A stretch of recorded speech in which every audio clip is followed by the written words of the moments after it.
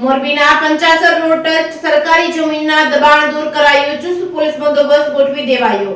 મોરબી શહેરમાં જેટ ગતિએ વિસ્તાર વાહન અને જનવસ્તીનો જેટ ગતિએ વધારો થઈ રહ્યો છે, જેના કારણે મોરબી શહેરમાં કાયમી ટ્રાફિક જામનો પ્રશ્ન ઊભો થયો છે। ત્યારે ટ્રાફિક સમસ્યાને ધ્યાને લઈને રોડ પહોળો કરવાનો હોય, રોડ ટચ સરકારી જમીનના દબાણ દૂર કરવા તંત્ર સક્રિય થયું છે।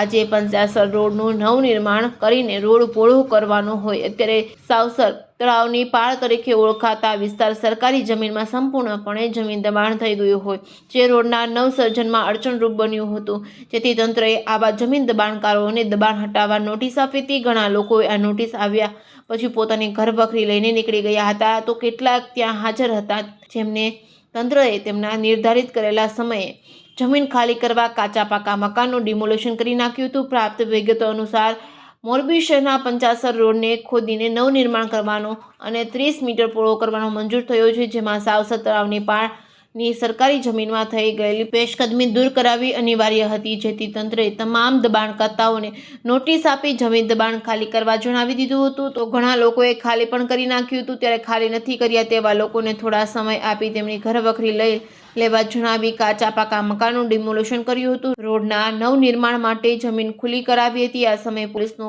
મોટો કાફલો બંદોબસ્તમાં રોકાયો હતો। 5 જેટલા જેસીબી, 8 ટ્રેક્ટર, 2 મામલતદાર, નાયબ કલેક્ટર અને નગરપાલિકાનો મોટા ભાગનો સ્ટાફ સહિતનો વહીવટીતંત્ર આ જમીન દબાણમાં કામમાં લાગી ગયા છે।